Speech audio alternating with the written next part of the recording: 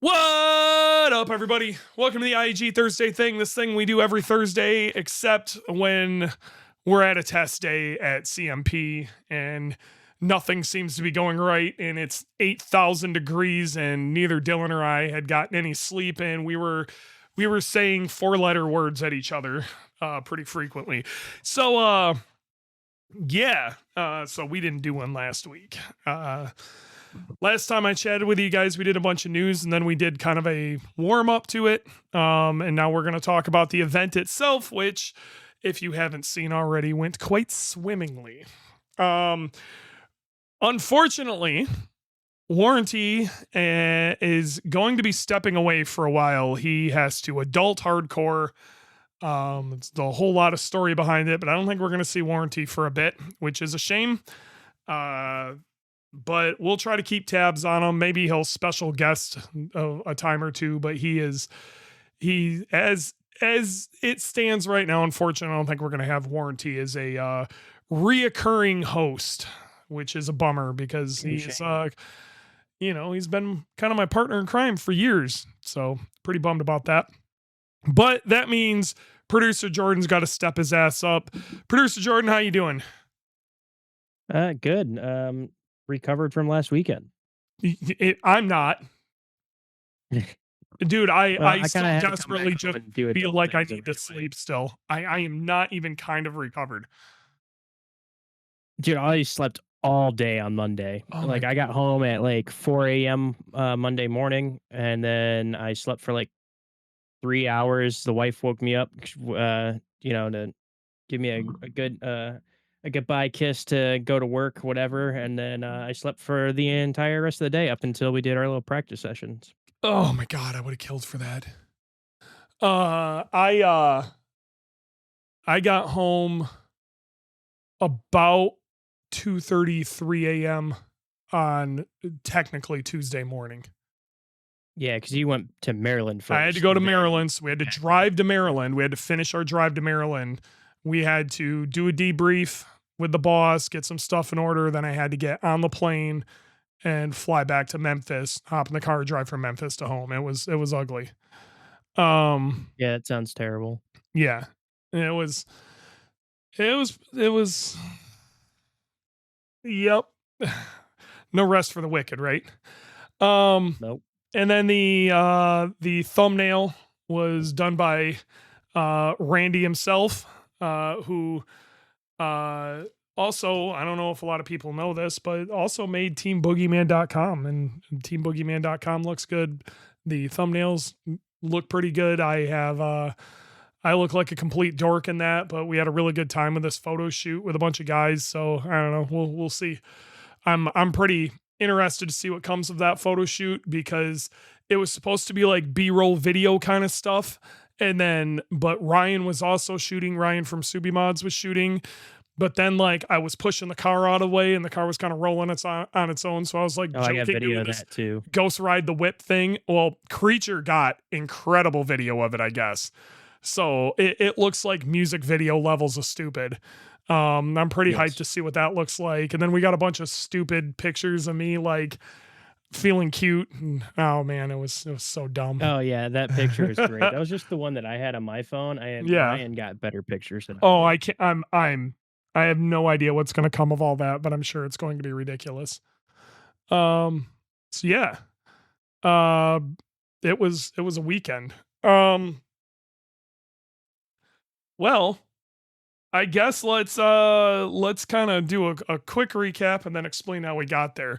Long story short, if you're just listening at the top of this, we went to CMP. We set a street mod record. We beat the old record by a little over two, or right around 2 seconds. It Um, was pretty close to 2 seconds on the dot. Yeah. yeah, it was real close to 2 seconds on the dot. Is what and I think you're right. It was right in that area. Insane lap. The car worked great by the end of the weekend. It really worked great. But it was drama getting there. So that's what we're going to talk about today. Um, so coming into the event, okay. So basically I hopped off the podcast last time. Kissed my wife and kids goodbye and hopped on a plane and went to IAG. I mean, it was a couple days later, but it wasn't too far removed from that. Okay.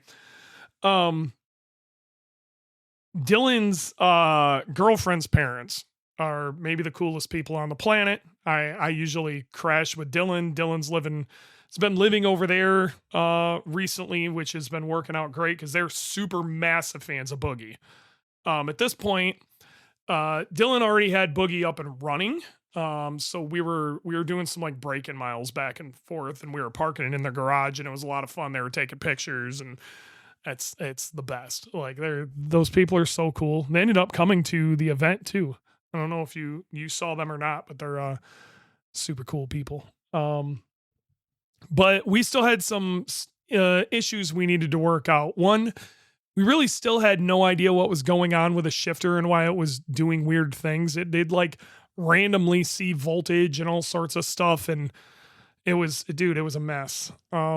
Yeah, we're all kind of like at each other's throats about this whole wiring problem Well, we're gonna get to it, yesterday. but it Yeah. was so that was left wide open. We had this new suspension on. We weren't really sure how all that was gonna work. We made a bunch of small changes before we left, and right at the very end, we really needed to do brake ducting. Okay, so I don't know if people have seen the issues we've had with braking, but we were getting our brakes another level of hot. Like sintered brake pads, like race pads, are not something that should be smearing. Okay, and that's Mhm. exactly what was happening. Is we were smearing those sintered brake pads. Um, yeah, your test day did suck. I think we're gonna have to talk about that. You got to be real. I didn't put two and two together and realize that was you. Um, so uh the sintered brake pads, like you shouldn't be smearing them, and that's we were getting them so hot that they were starting to look like ice cream on our rotors, and like it just wasn't working. Okay.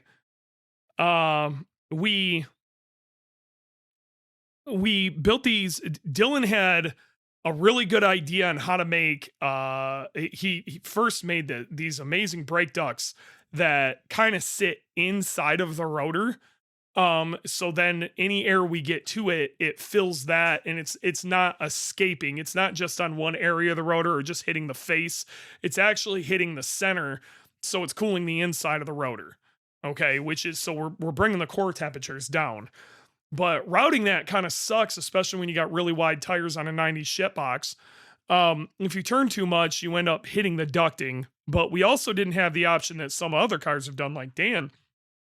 Dan just basically cut holes in his frame rail and ran the ducting through his frame rail. We couldn't do that. Um, so Dylan had made a couple variations of this 3D printed unit.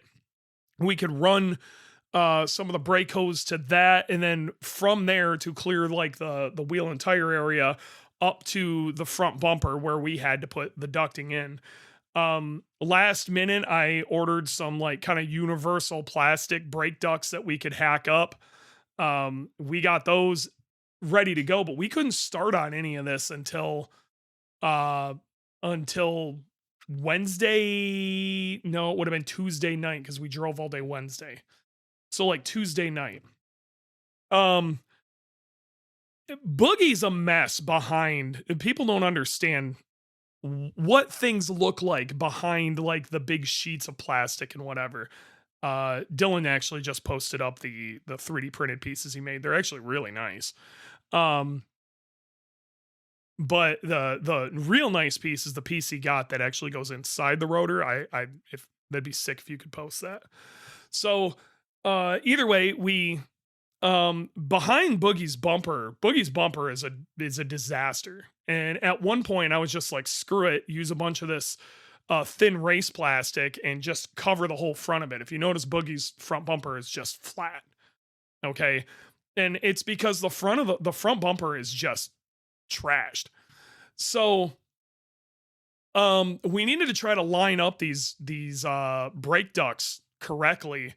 I think we probably could have went about it a little different knowing what I know now, but we were all low on sleep and whatever. So if you look at the brake ducting, it isn't very even. That one's on me. That's not on Dylan. I cut some really It's a stupid looking little. It is holes. a little off. It's a little A Quasimodo little looking. cockeyed A there. little Looking Quasimodo. like Sloth from Goonies there. Yes. Looking a little Goonies. But it works really well. Okay. We managed to get it all in there, taped up nice. Um, JP, we were looking at using the Corvette ducts, but they actually didn't clear the way we needed it to. Dylan's piece was dead nuts, exactly what we needed. We would have only used a little piece of that, and it wouldn't have really made it. So either way, we've got new holes cut in the front bumper, and they're a little off. But the problem with that also was when we cut those holes and where we needed to put them, we lost our tow hook. So literally Wednesday morning, the boys all have a powwow, and Dylan decides he's going to build this tow hook that basically would bolt to the top of the strut tower, and it would poke right through the hood. And I gotta be real, it looks great. Like, It does. It I looks awesome, cannot actually. believe how this is basically a production product in my opinion, and it was done in like an hour. Like, it was crazy how fast him and the guys got it done. I mean, it wasn't just Dylan, he had help, but again, this is IAG. It's solving problems in just record time. It looks awesome. I will try to show you guys pictures, or maybe I'll post something up on my Facebook or something. But long story short, Dylan just posted a picture of it. It looks great. And I honestly, I hope we make that a product. I really do, because I truly think that would be a really good solution for a lot of people. A super, super good solution for a lot of people. Yeah, our tow hooks on our, we had to cut a hole in our hood, and that took a little bit of trial and error to get that right, but we got it pretty close. And if we were to ever do it again and had more time, we'd get like a template built up, and maybe even get a nice grommet for it or whatever, so it looked real nice. But for something that we just kind of threw together, I think it's sick. Like, I think it's awesome. That's one of my favorite things that came out of all of this, is this tow hook. And it goes with the hood, so aerodynamics don't get really in the way. Yes. It's fucking great. No, it's great. It's it's sick, and it just works. And there's no. One of the problems we always had is our hood, or our bumper, every time that a tow or something would have to happen, it'd get annihilated. And this will prevent that. I really don't care, because the car's going to get wrapped here soon. The hood's already kind of trashed, and we're putting a new hood on it, but it's going to get wrapped. If the wrap gets scratched up or whatever, I don't really care. What I don't want to do is have to refigure out how to attach a front bumper that basically got torn off. And it's not because it wasn't attached to the frame rail. It's where it came out, it could flex and push the bumper in weird places, and there's nowhere else to hook it to. So this is solid. Very happy. The other nice thing about it is when it's hooked to your front bumper, you can't see when the rope is tight when they're towing you. This you can. You'll be able to like judge it being tight to let off the brakes or pull on the brakes a little bit to keep it tight. Like, because it's right in front of you. Dude. Best design ever. Design award of the year goes to like hood-based tow hook. Love this thing. So this happened at the 11th hour. We threw everything together and we drove our asses off. Now, we were thinking about splitting it into 2 days, but then I was just like, fuck it, I'm going to make it. So I drove till like 3 a.m., 3:30. I don't know when we rolled in. It was late. And they didn't let us in as usual. So we had to wake up right in the morning. So I got like 2 hours of sleep, woke my ass right back up, because then we had to go park. And that was its own like disaster. Now, our plan was we need to go back to bed for a couple of hours. But then there's like a driver's meeting and all this shit. By that time, we're like, okay, I guess we're up. That was probably not the way to do this because Dylan and I were fucking tired. Okay. And I it showed was up like shortly after that too. 90 million degrees. Yeah, you drove. I don't think you got any sleep, did you? I drove. No, I know. So I woke up Wednesday. I woke up Wednesday morning at like 6 a.m. To do my regular day, and I'm like, oh, I don't need to rush at all. Because you guys don't physically need me there right Yeah. away. So I'm like, I'll just show up on Thursday, and I just forgot to I completely slipped my mind that I should probably take a nap sometime during Wednesday in order to have enough energy to drive. I just by the time I made that decision, it was already 10 o'clock. I'm like, fuck, I'll sleep for like an hour. I didn't really sleep. I was just laying in bed, scrolling TikTok for an hour. And before I left at 11, I drove 9 hours through the night to get there by like 7 or 8 in the morning, Yep. I think. I didn't sleep at all. And then I don't ate something too. So I got sick on the way down. I had to stop like every 50 miles to fucking drop a load off in the bathroom, man. Nice. Like every 50 miles. So it took me like an extra hour to get there. So and then when I showed up, we were unloading the car, and then none of us have slept while we were there on Thursday at all. Fucking Um, great. so you were tired, I was tired, Dylan was beat. I think the only person who like didn't suck was Dalton. Yeah, he only lives 2 hours away, so he slept just fine before getting there. Yeah, he was fine. We were not in a good spot, and we had a bunch of crap that we needed to sort out on the car. We knew we were going to miss the first session. Really wasn't planning on missing the second session. Really wasn't planning on missing. Was there 4 sessions or 3 sessions? I feel like there was only 3. So we missed the first 2 sessions, and then we had to make the third, or we weren't going to get any testing in at all. Okay. Now understand, we changed a lot of stuff.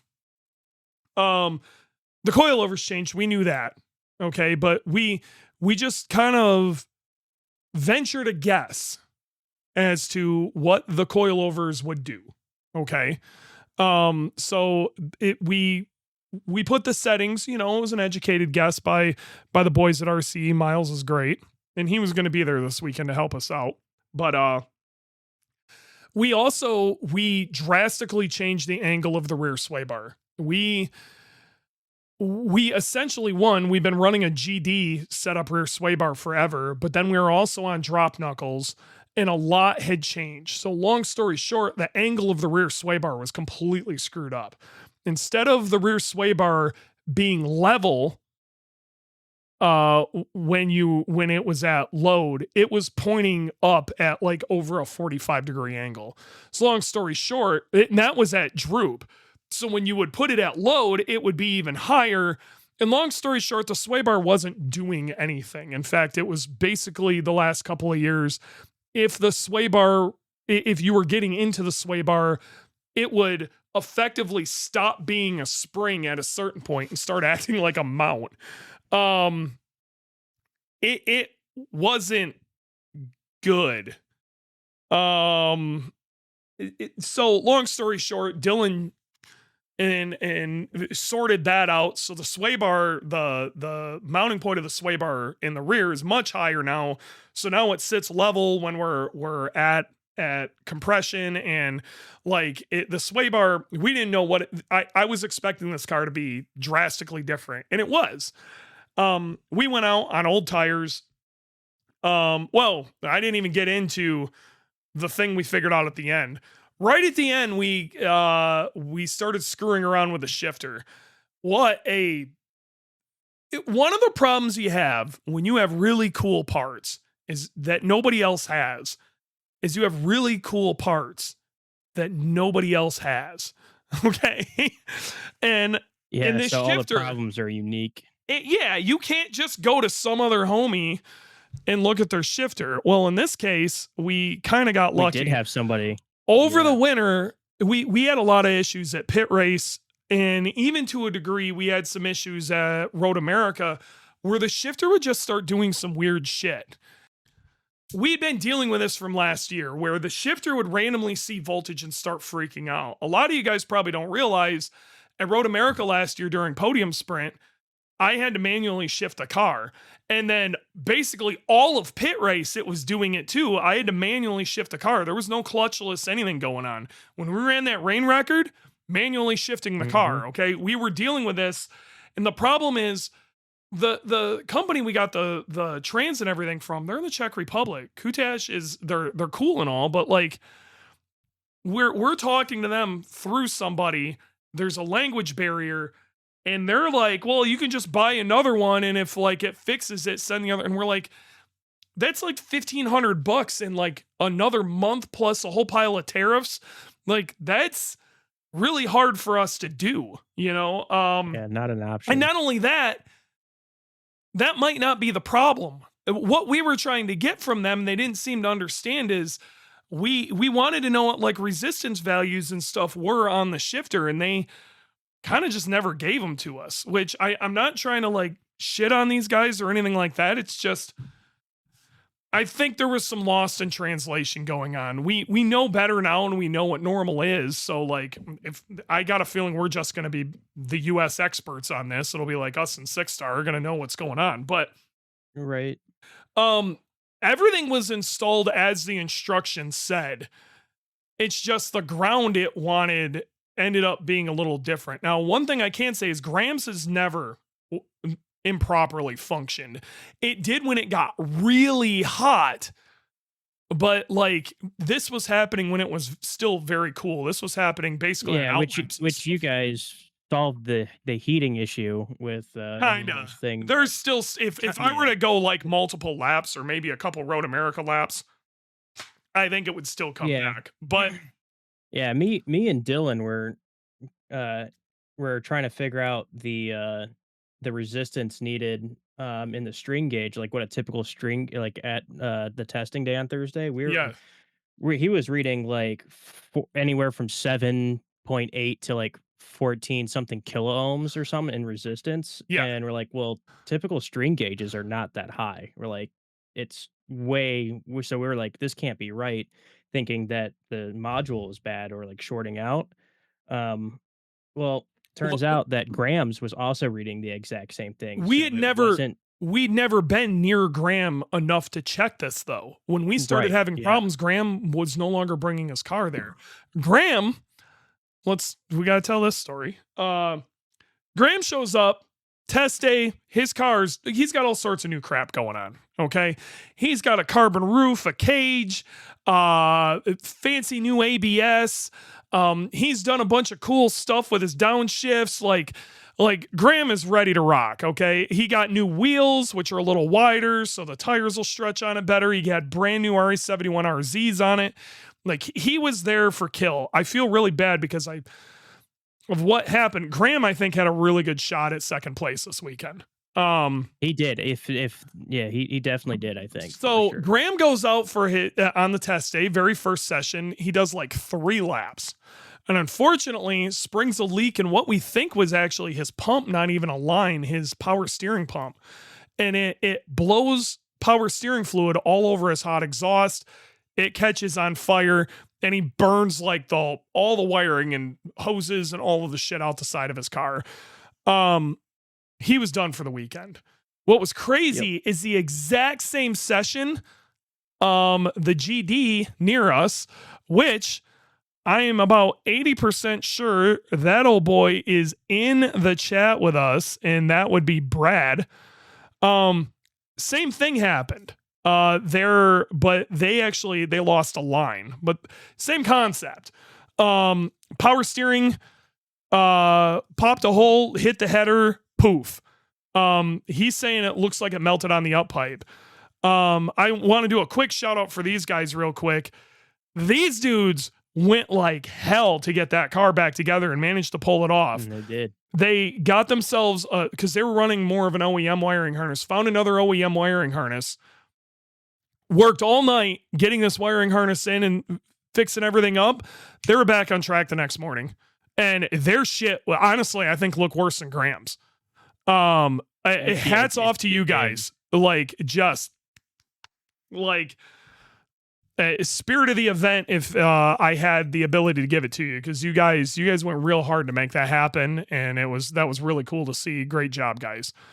So either way, Yeah, Graham's downfall is that he didn't have a harness that he could put in. Nate had an no, OEM harness. Yeah. yeah, and like he not only had an OEM harness, but then he had a bunch of small aftermarket harnesses that like Mm-hmm. there was just no getting this shit. You know what I mean? He probably could Yep. have beat himself and it maybe been up sometime late Saturday. But he's just like, I don't even wanna. And I get it. Like I understand. He didn't have like a ton on the line for this, you know what I mean? Sure. Yep. So long story short, Graham's shifter was fine. And we finally had the ability to check out another one of these shifters. And we went and tested his and got the resistance values back, and they were a little different. But we also noticed that he was using a They different were ground. not different. Oh, sorry. They were. I'll let you talk They were wiring. the same resistance. Yeah, they were the same resistance. So then we knew it wasn't the shifter. Yes. So it's a good thing we didn't buy a shifter. Yeah. So it turns out what it was. And I said this too. I'm like, to me, because it was reading when it's plugged into the shifter, when the harness was like plugged in, it was reading 9 volts when it should be reading between 0 and like 4 volts or 5 volts. Yep. And I'm like, it sounds like it's shorting out on something. And we originally thought that, or Dylan was like saying, no, that can't be it, because we thought it was the module. Turns out one of the ground wires was shorting out, receiving extra voltage when it wasn't supposed to be.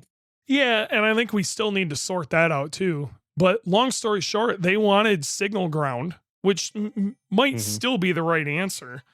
But Graham's has just been chassis grounded this whole time, and it just works. And it just works. The second we went to chassis ground, the shifter started working correctly again. So chassis grounded it, which is great. Oh, Dylan wants in. Let's bring him in. Yeah. Speak your story, sir. Can you hear me? Yep. Yeah, you sound good. Oh, perfect. I'm out here just greasing fittings on the RV out here, giving the whole tow rig some love. Yeah? We figure out why the front end's shaking all over the place? Yeah, I sent you a link in Slack. All right, can't wait. So Jordan, you kind of hit that, right on the head of the nail there. So there was 2 things. When we installed this, like everything, it was in between these 2 events last year. So it was get the transmission built, get it in the car, get everything wired up, get everything how it needs to see. And if anybody's been following for a while, they even remember us blowing out the windshield trying to test it. So one of my crimps didn't crimp the crimpity old crimp style. And the positive wire out of the PDM actually pulled out of the crimp on the terminal. So it's a real I forgot about that too. So that was an issue. And when I was under the dash dealing with something else, I noticed a loose wire, and I was like, we don't have loose wires. What's this? And so that led me on that goose chase. And I figured it would be that. And it still, like you said, it was reading 9 volts when plugged in. But when unplugged on the harness side, it was reading, it was reading 12 volt ground and 5 volt. And I was like, of course, on 3 hours of sleep, I was like, everything's reading fine.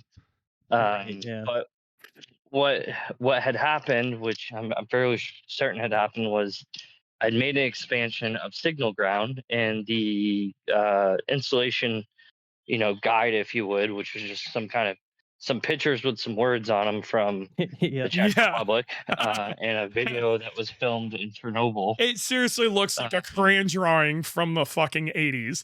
It's not great. Yeah.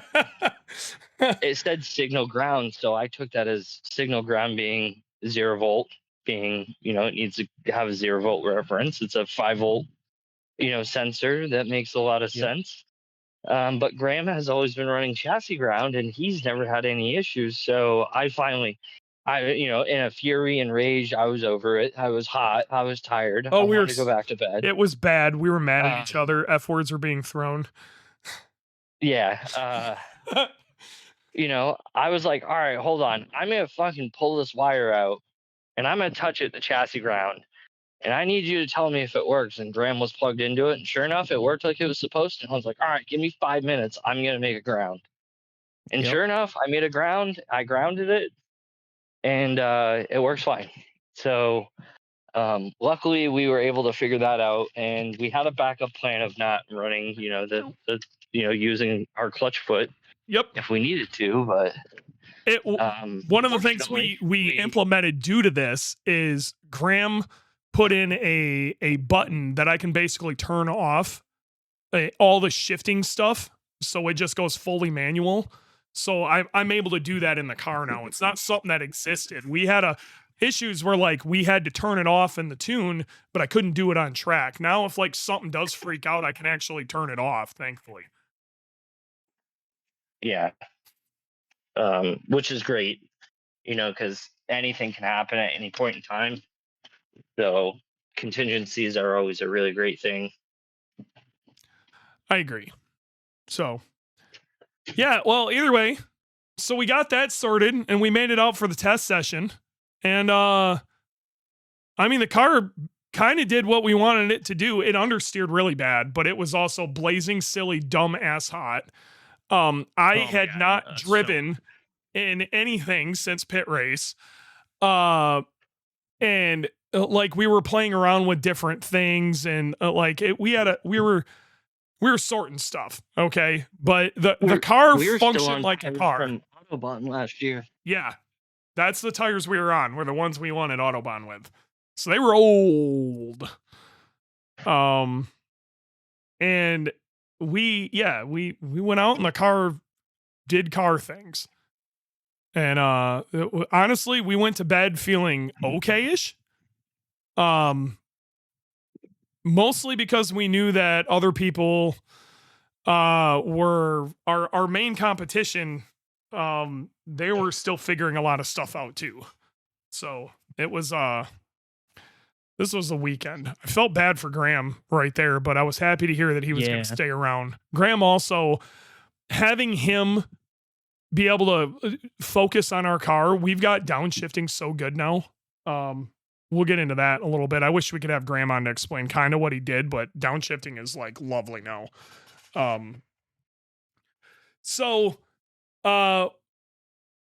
Yeah, we went out and just ran a few laps. That's all we wanted to do. Just make sure the car functioned, and it did. I don't think we had to do much other than put oil and fuel in and once over the car for the next morning, which was also another test session, was it not? Yes, the first session. Yep. So we did a couple more the next morning. So this was the first official day, but it was a test session.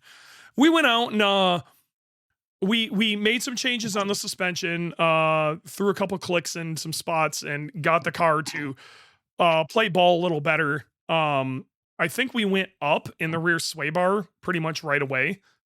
And the car started to feel a lot better. We were still getting a little bit of hopping under acceleration, but that was it. I can't believe how insane these coilovers are. One click change made that go away. One. These things are so sick. You can completely feel one click on these. A single click is a massive, massive change. I just can't believe how much of a massive sweep these things have. It's wild. So either way, go out for test session. Car feels good.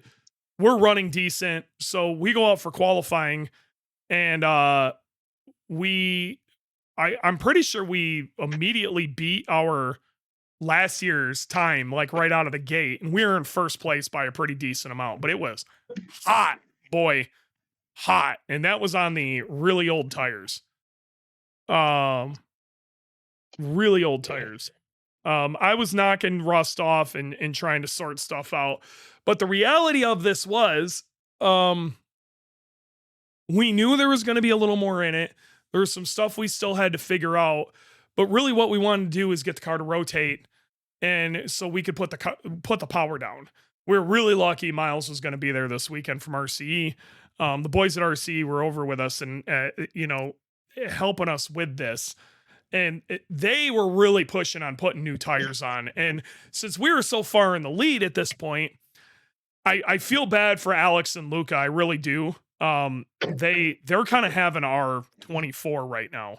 Like, I don't know if you guys remember the disaster that was the beginning of 24 for us, but it was us figuring out this completely new car with completely new wiring, and it was brutal. They're doing the same thing right now. They took a swing at the fences in the off season. Alex did. He's the owner of the car that Luca drives, and basically they ripped all the wiring out. They put a Heltec in. And this is in a Supra. Put a Heltec in. Went to port injection instead of direct injection. They completely got rid of the direct injection. They've got some crazy trans controller that they're trying to work with, and they put a cage in it and a bunch of suspension changes and everything. So and this was their first time having it on the track, and it came right to the wire of them even getting there, mostly because cages take a long time to do right, and they were waiting a long time for that cage to get back, and it was kind of out of their control. I understand where they're at, and I got to be real, I don't think I would have did anything different. Still would have went, still would have tried. They were fighting with it all weekend, though. They unfortunately never really could put it completely together. But it always sits in the back of your mind that if these guys figure this out, this is going to get real serious real quick. And we weren't going that fast. Okay. I ended up on Saturday. So next day came Saturday morning. I felt like I could actually kind of push. Okay. So I'm like, I told Dylan, I'm going to go put a real lap in. All right. And, that was, I went from like a mid 37 to like a bottom 35, like really quick. I finally felt like I could push the car and things were doing what they were supposed to do. I was screwing up some corners. And I thought I was being awesome through the kink, and I was going somewhere around 115 or so, thinking I was cool. Yeah, you're kind of bitching out on it a little bit. Well, I'm looking at everybody else going through the kink. They're like talking like 110s, big badass, you know? Like Jeremy was flat through the kink, but all the speed he could get's like 105. He said he was doing 120 through it, I think. He wasn't, but okay. Yeah, I think that's what he said, but it's, yeah. Long story short, Regardless. most of these guys most people were going through the kink, and what I thought was like 105, maybe 110. So I'm doing like 116. So I'm like, yeah, look what's up. I was having problems on the back side of the kink, the corner right after the kink, getting the car to rotate in. So I kept blowing that corner, and I couldn't get enough grip on the very last corner very well, and I would fall out of boost and just hemorrhage time right there. It was really, really bad. We ran Saturday morning.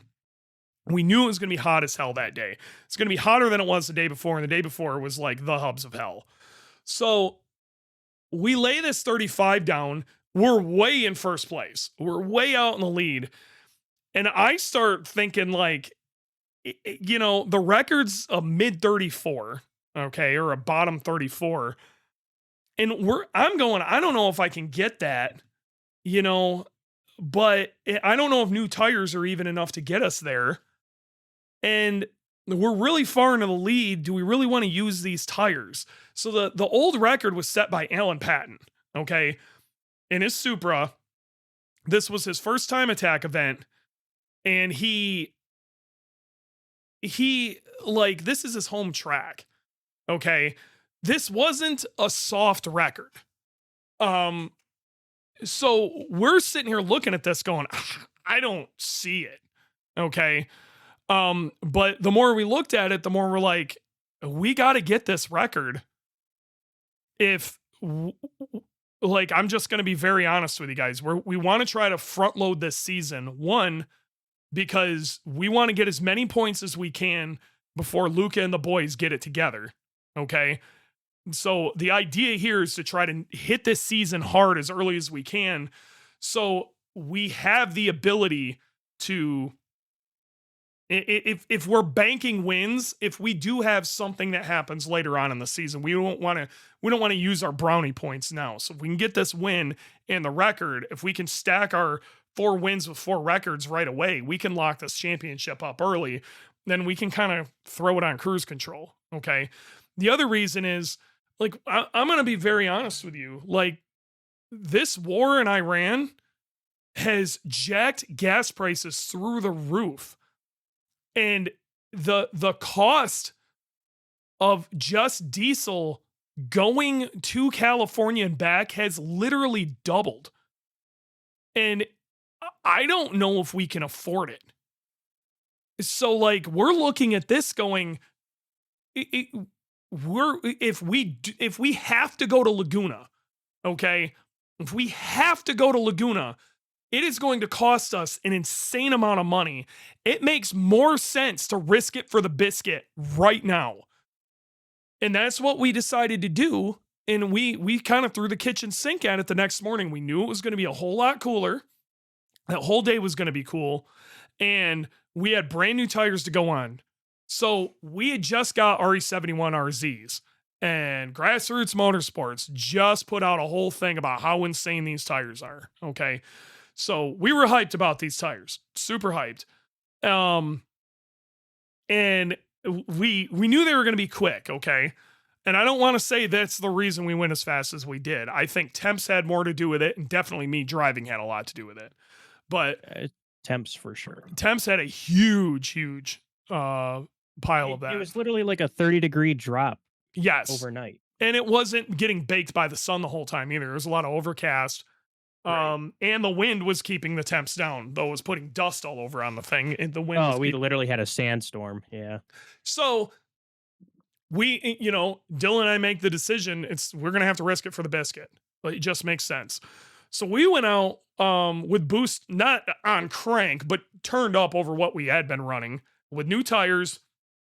And I had the mentality of this season could hinge on this lap. Okay. I puked like 3 times. I was freaking the hell out, but we got the car to rotate pretty well. It wasn't bouncing under power anymore, which is something that hasn't, it is bounced under power since mid 23. Okay. And that was gone. And mentally getting around not having to worry about that was huge. So, I was worked right up, and I think everybody there was worked right up. We go out, we're in 4th now with a BMW in front of us. Long story short about this BMW, he was in track mod, some all-wheel drive BMW. It was pretty quick, especially for what the car was. I will totally give it to him. We knew we were going to be quite a bit faster, and he was only like a 10th in front of us. I asked him nicely the day before if he'd let us go ahead. Then he said we couldn't. Something about his family was going to be watching or whatever. And then I'm like, all right, whatever, dude. It's a really good thing things worked out the way they did, because I could not believe how much faster we went. Again, we were running 35s. Okay. So we needed to pick up basically a little over a second, and it was about a second and a half we had to pick up. It was like a second and 3 quarters. Okay. I'm mentally just destroyed right now, because I'm like wired. Oh my God, are we going to be able to do this? We go out and there is this insane freaking sandstorm going on. Wind is tearing. Okay. I'm not the only one that's worked up, because my boy Jimmy Rock spins his Civic in turn 1. Okay. So we all almost hit him too, on the outlap. But on the outlap, we're coming around and Alan's about to go, and they throw a black flag. I don't even know why. Come to find out, a tent rolled out onto the track. Okay. So this tent rolls out onto the track, and like they have to black flag it. It almost hits Alan's car. There's pictures of my car, like this tent in front of me. I didn't even realize it. Thankfully, they black flagged me before. So this actually really worked to our advantage because one, it let my nerves drop, but two, we had no idea what we wanted tire temps and pressures to be at. We thought we made a really educated guess. Okay. We made a really educated guess, but we weren't 100% sure what it was going to be. We got to come in and we got to check pressures out, which allowed Dylan to actually pull out. He then realized we are actually overpressured right now. So he pulled out some pressure, moved stuff around, got us right in the window. So pressures were exactly where we wanted them. And we got a little bit of temp into the tires, which worked out good because we could go out there and kind of scrub. It reset the field a little bit. They let Jimmy and Alan, who were the unlimited cars, they let them go back to the front, but left us in third. So now I didn't have BMW in front of me either. Like everything worked out great. They waited a few minutes for the wind to die down and then we went back out. Now again, everybody else is like, oh my God, the wind threw dust all over the place and it was shitty. One, we don't really have aero. Okay. We just don't. Like our aero doesn't do much other than balance the car at speed. So like big wind and stuff, hell, if anything, when we were going through the kink, the wind was helping because it was blowing into the car and maybe making a little more downforce. It was screwing all sorts of other people up, but for us, it worked out great. The temps were great. Everything worked out. And I put together a really clean lap. I felt really good about it. I didn't want to take any like crazy risks, so I went through the kink about the same speed again. I was trying to roll a little bit more through there, but it wasn't much. I maybe got another like 2 mile an hour out of it, and it made it through the tighter section in the end really well, including the very last corner. And I think that's where a lot of this came from. So the last corner, I was able to roll quite a bit more speed through it. It didn't drop out of boost quite the same way. So when I got on it, it came back when I needed it to come back, and we rocketed down the straight. And when we went across the start finish line, I again thought the timer like was screwing up, because it showed a 32.4. I could not believe it. If we would have got a 34 anything, I would have been hyped. Okay, I would have been super hyped. Beating anything that Alan Patton has ever done is hype worthy. Okay, but this we didn't just beat it, we like really beat it. Now, this was early Alan Patton. This was early Alan fucking Patton.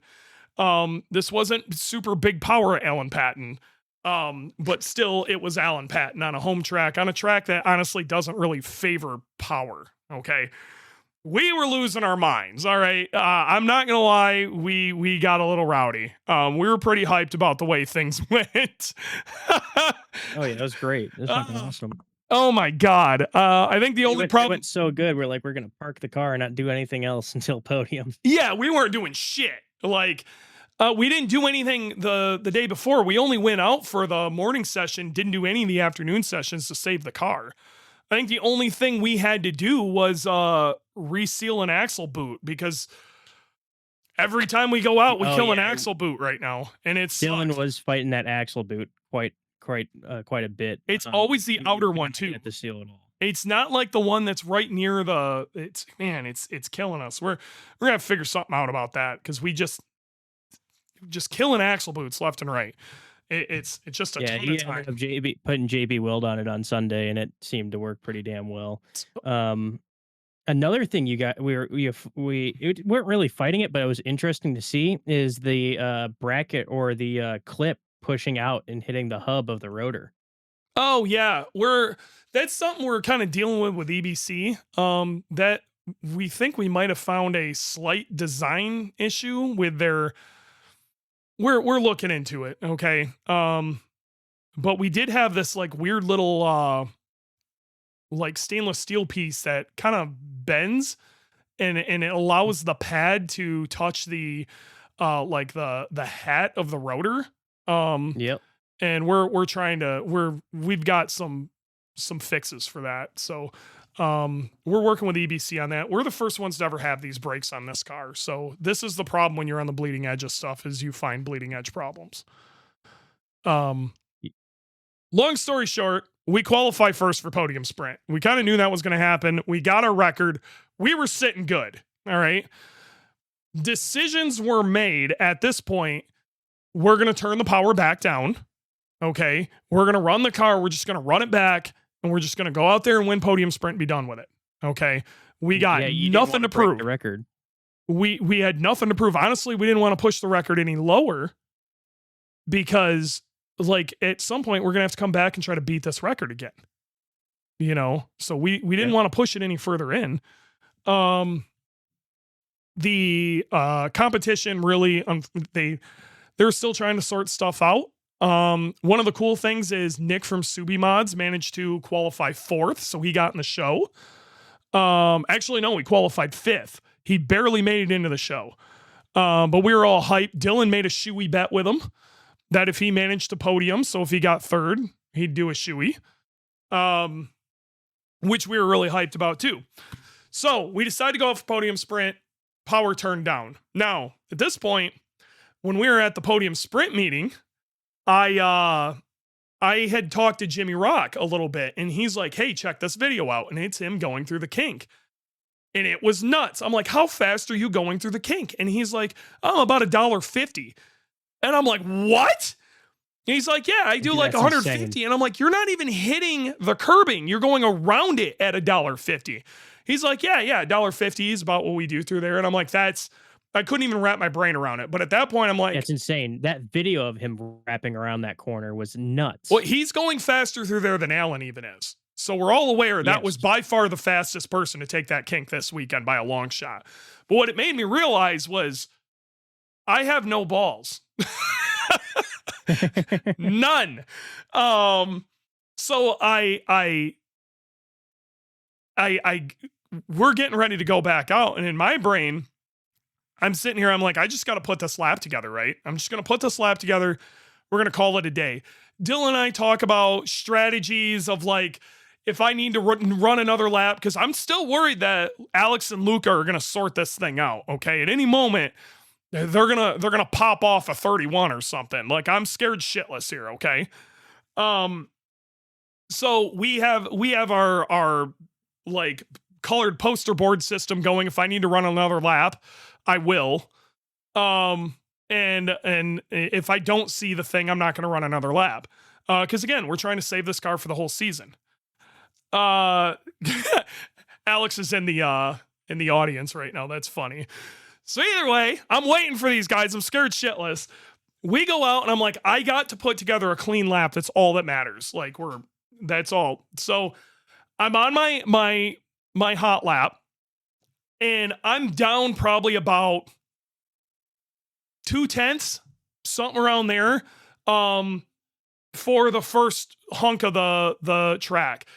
Car's feeling really good. It's rotating the way it needs to. Everything looks good. And this is the lap that you see when you watch that Gridlife video that they posted, the short of the podium sprint.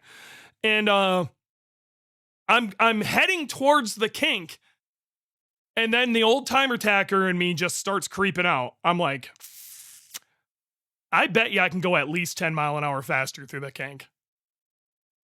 And I don't know if it was smart or not, but I did it. So instead of going 116, I went 126 and got a whole 10 mile an hour quicker through the kink. And I got to be real, those T2 RSs didn't even care. I blew through that like it didn't. I think I could still put another 5-6 mile an hour on it and not even feel sketchy. So I go blowing through the kink, way more speed this time, and the car and still managed to get things slowed down. And I went from 0.2 down to a hair up, and I mean just a hair. So I don't even know if it's a tenth or not at this point, but it's green. It transitions in really nice, get on the gas real early, and I'm like, I just got to put this lap together.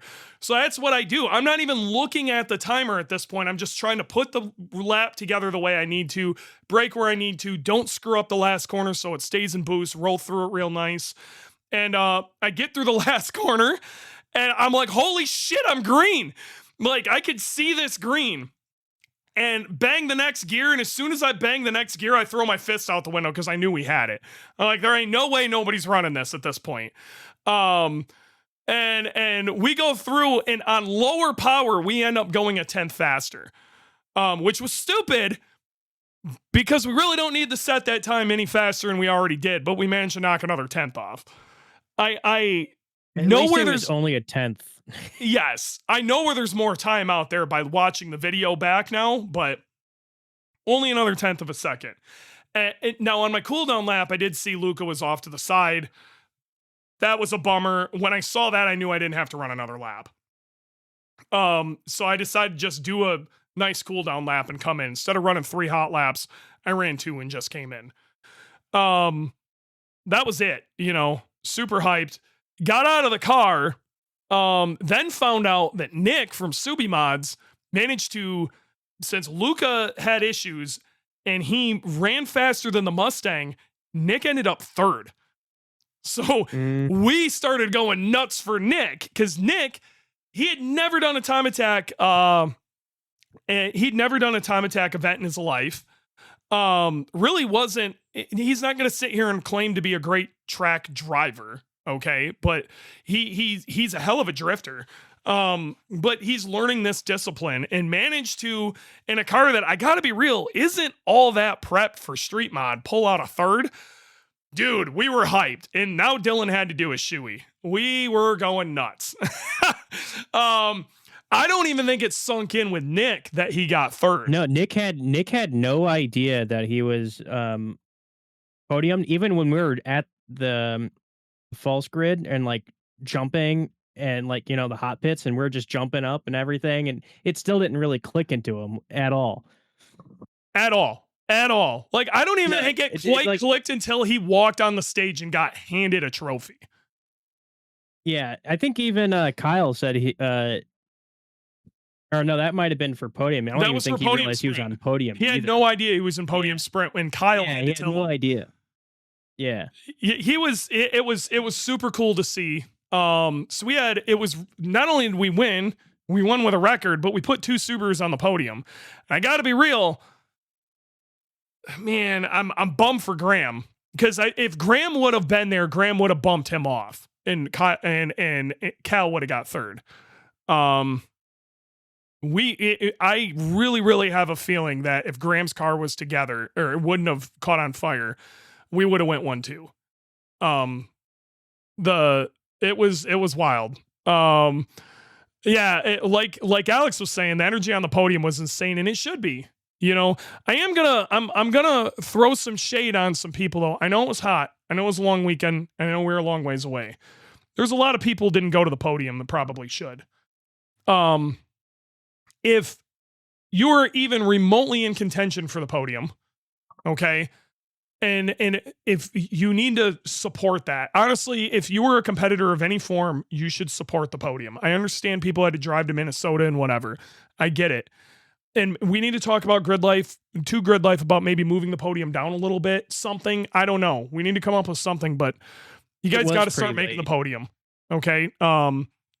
There was the people who were there were hyped. Okay. And I think that's great. But one of the things I think was really cool was, they were giving away a seat. I was just about to say that. Yeah. They were giving away a seat to somebody who was in 4th place. And then none of the 4th place people were there. So they ended up giving the seat to a guy that got the guy who got 3rd and unlimited. They went all through none of the 4th place people. Someone finally got it. No, so the unlimited thing was a joke. They didn't give it to him, and then they moved on to GLTC and then GT. They gave away 2 seats. In 4th. Oh, did they give away 2 seats? Yeah, the guy in unlimited got that seat. Oh, I thought it was just fucking two or just the one? Yeah, So someone in unlimited and someone in GT got one. which is super cool. But like somebody in fourth place would have got a seat. And it sounds like they're going to start doing giveaways like that from now on. So if you're listening to this, you compete, you should be there. Okay. And they might change that up. Yeah, it was one of the kinetic Yes, seats. it was a kinetic. It was Yep, the a kinetic. very, seat, very yeah. nice kinetic seat. So either way, the podium was nuts. Dylan did a shoey. And breakdown from the end of this whole thing is the car feels awesome and is really ready to party for Road Atlanta. Road Atlanta's coming up here real fast. We're Yeah, like I'm not ready for that drive already. we're under 2 weeks by a lot. It's under 2 weeks. Yep. Yep. And we're let's get Dylan on here. He wants in. Yeah, that's a 12-hour drive for me. I'm totally Oh. not ready for that one. Let me unmute him. What up, dude? Yo, what up? Yeah, it's about 11. It's gonna end up being a 12-hour drive for us in RV. So Yep. luckily, I have forklift going with me, and me and forklift are gonna make the best of it. It's coming fast though. No, I'm but well aware. the car feels really good. Last year we went, the car felt pretty good too, other than we just put the sequential trans in, but we also got power steering work and all sorts of stuff, but we had turbo issues. I don't feel that we have turbo issues right now. No, back pressure is fairly good. There's nothing indicating that has any any powertrain issues. Yep. Last year when we had swapped the turbo, we had tried to make a warped hot side fit on a prototype turbo, and it just didn't. It didn't end up being the jam. So we didn't have all the boost. Yeah. So I think watching the video last year, I think someone was able to do the math between RPM, distance, mile an hour, and everything, and calculate that we were running at like almost 400 horsepower And instead of the that's kind of what it 615 felt that like. we are running. Yeah. It felt like low 400s. And like it bugs me that the best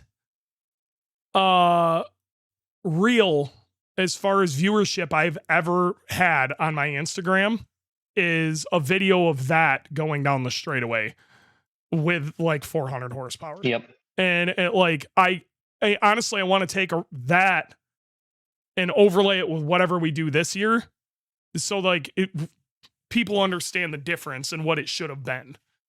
We're gonna scoot. I'm excited. I'm and it's also a standard time attack format, so we can do the slap a lap and take a nap.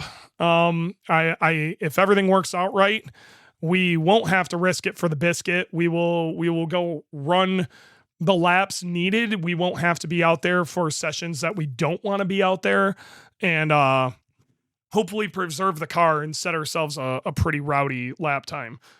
I haven't been excited for Road Atlanta. I wasn't excited last year. I'm excited this year. So I don't know if you're excited. It's pretty that compressed schedule though.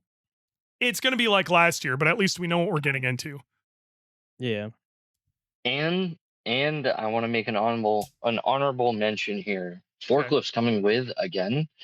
And last year, forklift was crucial on the turnaround time of trying to get things back on track, and very quickly he was able to pick up, kind of where I left off of. Car came in, it had issues, and I had to focus on the issues. And he was able to pick up, like, I need to get fuel in it, drain the catch cans, make sure nothing's broken. I even had him, he was nut and bolting the rear of the car while I was dealing with, looking at data logs. And so we are going to have forklift at this event again. And I am super excited for that because I think between me and him, I think we can get some stuff done. And I know he's excited as well. So it's going to be a wild one. We're still too far away to see the weather. Last year, one day was full rain and the other was full hot. Yep. So it was basically 3 events to figure out. Too. Yeah, it was we had 3 sessions to kind of figure our junk out. And and we were able to break the all-wheel drive record, but we weren't able to come in first. And this year we need to break some other records, including the street mod record. So, we got some work to do. I don't think it's going to be just a click off and as enthusiastic of slap a take a nap. I don't have a feeling it's going to be that. It never is. But if it, in the off chance that it is, I'm going to go watch some Formula Drift. Yeah. And Yeah, I right. hope you guys get Well, to. we're We're, gonna have also a- going to have, I just want to throw this out here. Not only are we going to have Jordan, but we are going to have Dalton too. So we're going to have actually a little Dalton this last weekend. Jordan and Dalton were massive. Taking care of small shit, cooking some food, helping drain catch cans, helping get the car in the air, just an extra set of hands. Hey man, can you grab this thing? Dude, you guys were so fucking helpful. Especially when it's hot. Yeah. Oh yeah, that heat was brutal. I couldn't imagine Dylan doing it by himself. Yeah. And most of the time he does. In the past plenty of times. Oh yeah. It sucks. So having you guys to be able to just, I mean, dude, Jordan, I think, what was it, Saturday, maybe Sunday morning, you cooked breakfast? Like, Yeah. I gave normally everyone sandwiches. Yeah. Yeah. We don't have time to do any of that. Yeah. Well, I'm in a very rare predicament where I have an absorbent amount of more free time this year, so I'm making every race. You will not be by yourself once. So Sick. Yeah, well, yeah, the cooking. I know this sounds this sounds really lame, but the cooking of the food is it's pretty awesome.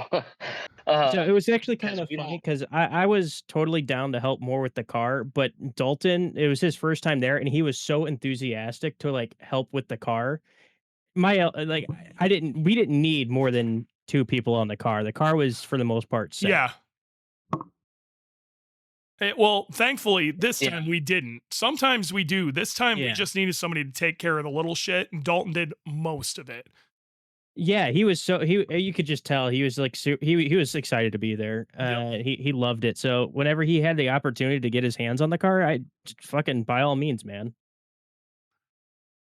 Plus, you're still broken. It's yeah, going without being said, having an extra pair of hands just to put fuel in the car, to, hey, can you take these tires off? Hey, can you get the car down or up? Like that little stuff, especially when it's 90 couple degrees out, like, or we're in a rush, that little stuff while I'm trying to focus on bigger apples or bigger elephants to eat, and getting Dewey right and making sure that the GoPros are mounted and on. Like there's so many things that are happening all at once. And we often forget like the little things. Like we were pretty good this year, or so far this year, about turning the GoPro on. There's a lot, especially the first event. There's a lot of new parts, so I'm constantly going, what does this look like? How is this doing? Like, are we running it? Is there anything going wrong, and how can I remedy it? There's, for example, like for the longest time, we had one single diff bolt get loose, and I knew like, hey, I just need to make sure that diff bolt's tight, so touch it every single time. But having someone else being able to, put fuel in the car, hey, if I need the splitter off or on, like, it sounds so simple, but it is huge in momentum. It just keeps things moving forward, and especially again, 90 couple degrees, we're all hot, we can spread the workload. It's meant. And on top of that, we had pancakes one morning, walking tacos one night, burgers another. It was a team effort, and the vibes, between Jordan helping, Dewey doing what he's got to do, myself and Dalton, the vibes alone, it felt more of like a team. It really did. It felt like a team of guys kind of coming together and making sure the car was good to go. And when preparation meets opportunity, you net great results, and I think that's what became of everything that we did. The 7 P's, baby. Proper prior planning prevents piss poor performance. That's right. Right. Yeah, it was good, and I think Road Atlanta's going to be good too. Road Atlanta's chaos, but if we come in prepared And even if it's a situation where like we've got to jump on something and we miss a session, it's not the end of the world. You know, we're going to be good. I'm going to prepare for Road Atlanta as a driver a lot like how I prepared for this. I feel pretty good about the prep. There was some big changes made in the off season. I want to make sure there's a few things that like we speak on. Okay. One thing mechanically, like Graham's downshift map is so good now. That made a massive difference. The car is so much less upset coming down, and it makes the car much easier to position where I want it, and it's smoother under brakes, so I can get the car to rotate while braking better. And I have to be real, like problems we were having the year before, and we even added a brake bias controller to try to move some of the bias towards the rear to get the car to rotate better. We never had to touch this weekend. This would have been a track that we really needed it, and we didn't even have to look at it. His downshifts had a lot to do with that because it settled the car. But another thing, and I'm gonna prop myself a little bit on this, and this is something that there's a lot of people running around like, oh my God, people saying it's street mods turned into money mod and all this crap. Like, it aggravates me to no end. Rich mod, baby. Rich mod, you know, like we modded our way to this. There's a lot to this. One, this car's been being developed in one form or another since 2019. Okay, it's by far the longest car that's been on grid in street mod ever. Okay, and the only other person I know that has ran their particular car pretty much it like constantly developing it for as long as we have is either Helka or Spaz has him beat, you know, and they're in street, you know. We've been developing the shit out of this. We didn't jump to a different platform. We've stayed with this and figured out this platform. So yeah, we're able to focus on little things that get us large jumps. But the other thing is, I didn't just sit over the winter. I don't know if like people realize the amount of time I put in on the sim was absurd. And I did it in a way to learn. Okay, it wasn't I just went looking for easy wins or whatever. Like my I rating over doubled over this winter. Like I'm putting myself in races against people that are significantly faster than me. And then we also started the cooldown laps group that we run every Monday. And I'm surrounding myself by really fast people there too. We got Luke McGrew, Tom O'Gorman's in there. And we're adding more people. Yeah, Dylan, the man himself, Dylan's in there. You know, like, but these are extraordinarily fast guys. Christian's in there, and the environment for that is to try to grow everybody as a driver, and I beat the shit out of that this weekend. This winter. All winter, I have beat the shit out of that. I've spent, you know, realistically, and it's not even like an exaggeration. I bet you I average 10 hours on the sim every week minimum. Like it's a lot of time. Minimum. I mean, yeah, minimum. I mean, you'd be. I've also done, you know, not so much because it's as important. I've also put it in a ton of time, and I feel like you've outpaced me tenfold with it. To the point where you're even helping me get better on my sim driving. But being on the sim has helped me because now that you're getting better, when I'm saying like, hey man, I feel like the car is it's riding on its rear tire, you know, something like that. Like I can give you an explanation like that. You're getting better at kind of getting the lingo that I'm trying to say, and it's making you a better crew chief by a long shot. Yeah, I was pretty proud of myself last night. I got in a GR86 race, and for those that don't know, it tells you the rating of the room or the lobby that you're in. Yeah, and it was a 2400 lobby. Yeah, you're getting the top split. You know, top split, baby. Yeah, I qualified 14th, and I finished 14th. So, don't be mad about that. I am not. That was rough. Yep. So Yeah, I mean, you put in a ton of work this winter, and I think everybody in our Monday night, sim league there has put in a ton of work as well. Yeah. So it's been awesome to see, and kind of the fruits of that paid off really well with everybody. So I really wish we could have seen Graham. Okay. I think the person who was going to pick up the most from this, honestly, was probably Graham. Now, Graham didn't spend as much time in the sim as I did, but I think if you were to give somebody a most improved, it would be Graham. And I really I I wish we could have seen what would come of that. We're gonna see it on Road Atlanta though. So Road Atlanta's coming up. But the big thing I just wanted to like put out there is like I really worked on myself too to put that lap together. That was not done with horsepower and money. Okay. And if you get up next to Boogey, you will see that it ain't money. Okay. Like we have some extraordinarily nice parts on that car and we have some extraordinarily nice partners. And I'm not trying to like say anything like that, but like the car is still very simple.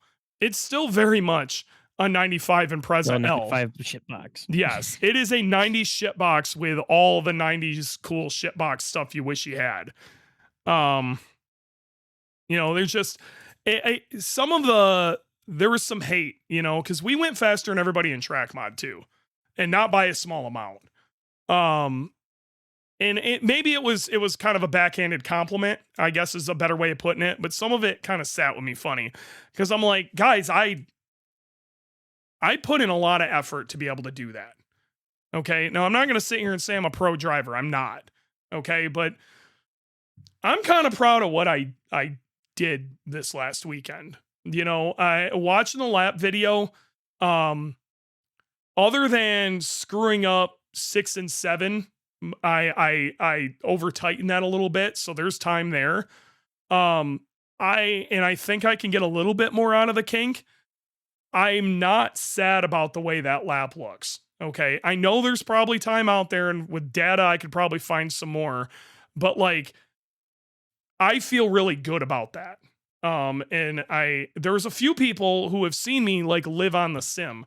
Like it meant a lot to me for Alan Patton to say, dude, that was a crazy lap time. Great job. He, and Jimmy Rock, same thing. Dude, that was insane. Great job. Kick ass. But another one that really stuck with me was DJ Alessandrini, who's like, I know you've been putting a ton of time in and that lap looked great. That meant a lot to me. Like, because that DJ is not a car guy, and DJ he goes out of his way to make sure he's known as not a car guy. He is a driver's driver. Okay. And for him to say that meant a lot. That meant a lot. That meant a whole lot. So, it's cool that some people see it, it really annoyed me that people think we like are somehow buying what we're doing. What it is just an absolute metric shit ton of development work on Dylan's side, and then a metric shit ton of development on my driving on my side. I don't know.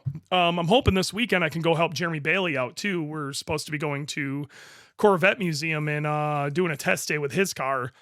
And hopefully we can try to get the tail of that thing to settle down a little bit, find some speed for him. So yeah, that's kind of CMP and where we're at. We're obviously in the lead for the championship right now, and we're gonna try to 4 wins with 4 records as fast as we can get them. So, I have a feeling by the time we get to Laguna, I wish I could say that I thought the world was going to calm down by then, but I don't. So we're going to see. Yeah. What do we, speaking of Nick, sorry, I didn't see what you said, dude. Oh, Nick put a video out. It was basically a periodic review of Subi mods. I have not got to see that yet. I heard it was really good. So, I think they showed it originally on the stream. And I think they're going to release it on the Subi Mods YouTube. I've yet to be able to watch it. So pretty excited about that. Yeah, if you can post a link in the chat, dude, and we'll take a look at it. Maybe I'll hit them up and try to get them to put it up. Yeah. Other than that, like, we're ready to rock at least till Gingerman. Okay, we got some small stuff we're trying to change up. We're trying to figure out this axle boot issue. A lot of it's just it's small crap, and you know what? It's kind of nice that it's small crap. We got some RV things we got to sort. Dylan just sent me something I got to fix in the steering, so I might have to blow $500 on that. But we'll get there. Okay. We'll get there. What do you think, Jordan? Anything you want to add? Jordan? No, that pretty much That's it? covers it. For the most part, I think that covers majority of CMP. It's a hell of a way to start the season. I don't. It is a hell of a way to start the fucking season. It was an awesome weekend. And I think we're not going to have another weekend like it because as much as work we had to put in on Thursday, the rest of the weekend was pretty chill. Yep. And I don't see that I don't think happening the rest I of don't the think season. the rest of it's going to be as chill at promise CMP. you it won't be. Right. It won't be. I know CMP's Alex well enough to know he might be in here watching right now, but he is currently probably fucking with that car as he's listening. Right. Oh, Sure. 100%. Yep. And not only that, is some of these tracks like Road Atlanta, there is some big boy shit. You know what I mean? Like these tracks are hard on cars. And Yeah. you know, like you see some of these like the GLGT drivers and stuff like that, you know, Mhm. and beyond that, we're talking organizations bigger than that do, you know, 10, 15, 20 laps plus. Yeah. It's just I don't understand how that stuff happens, man. These tracks are hard on cars. It is hard on Boogey. Atlanta is going to be a gauntlet. There's the flip side of this too. CMP favored Boogey. There are two really slow corners on there that that track just does not have longitudinal grip. Okay. So like braking and accelerating in a two-wheel drive car there is hard. We have a massive advantage with all-wheel drive. We could leave those slow corners faster than anybody there, and it really showed. And it was a massive, massive advantage for us. That is absolutely gone at Road Atlanta. There's only one kind of slow corner, and it ain't that slow. Okay. Well, I guess 10A, 10B are a little slower too, but again, they're not anywhere near as traction limited as it was at CMP. And there is a lot of really high speed stuff that really favors an aerodynamic car with big downforce like the Supras have.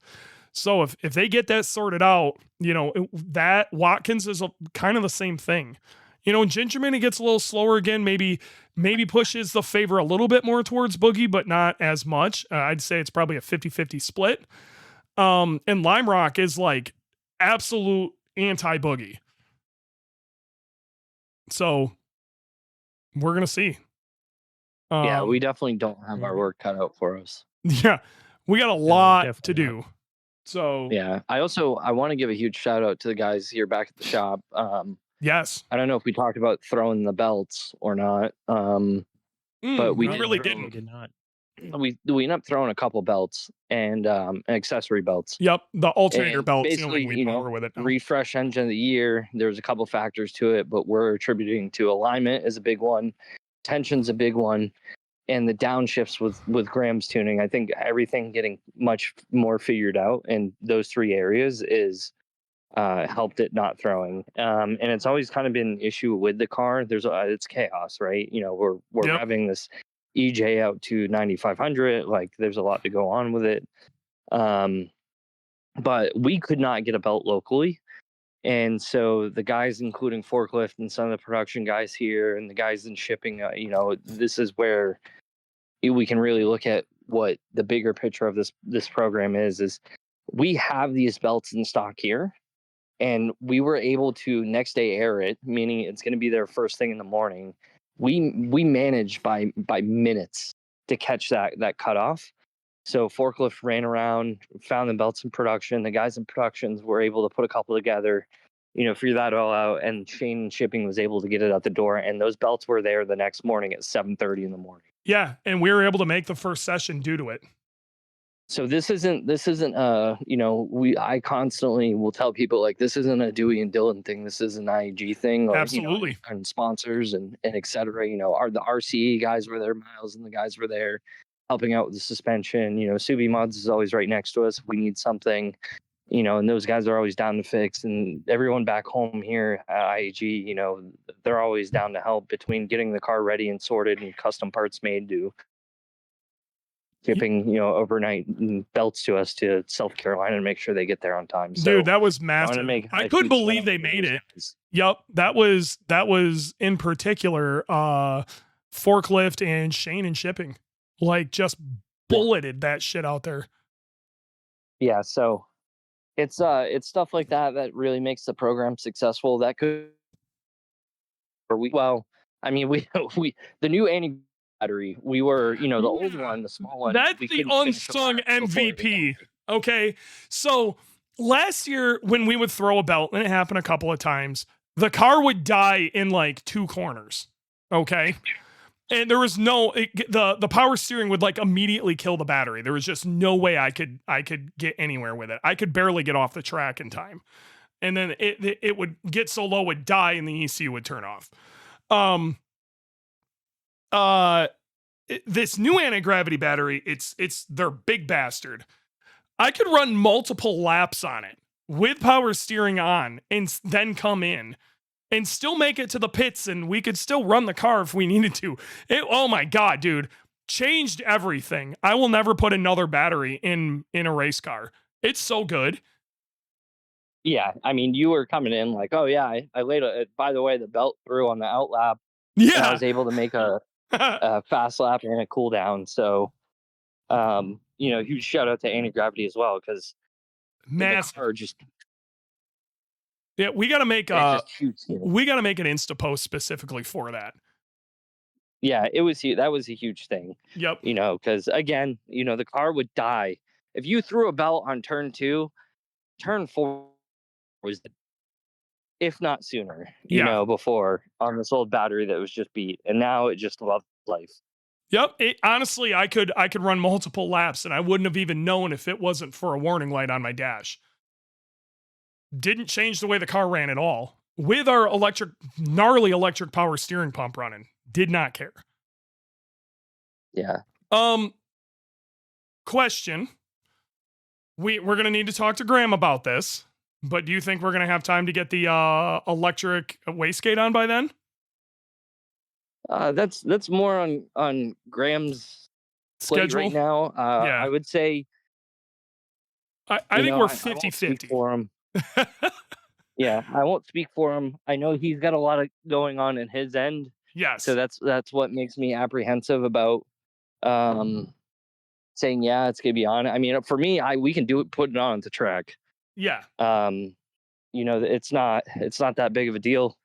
But he's got a lot going on. I think there's a lot of other cool stuff that we need to focus on as well. I agree. And so I'm not stressed about it. The second he's ready to party and get that dialed in, then let's do it. So I'm not gonna stress. He just had a fire, so I'm not gonna stress him to try to get everything sorted out. And like you said earlier, Elena is gonna be here basically tomorrow. So yep. We know the car is good where it's at. I'm ready to run the car where it's at. I don't want to beat it up beyond that. There's no point to fix it if it's not broken. So I do want to get it on there. The other big thing is, I want to hit the first session of Gingerman with everything that we know is right and working. I don't want to have any mishaps for that. So after that, I'm down to test stuff. But, that first session for Gingerman. Yes. First session in Gingerman is going to be on Murder Boys. If you want to see what Murder Death Kill looks like in Boogey, it's going to be session 1 in the morning, day 1 of Gingerman. Straight off the trailer, flipped right to murder. new tires on stickers. You're like it's everything will be set to kill. So Yeah, we have full We have a- intentions of setting that record right now. yeah, we have 4 sets of stickers at the are in the shop that are labeled Midwest Fest. So, um, Yep. you know, we looked at CMP as some testing. Let's try to get a good jump on the season. You know, we weren't expecting the win. We definitely weren't expecting that record.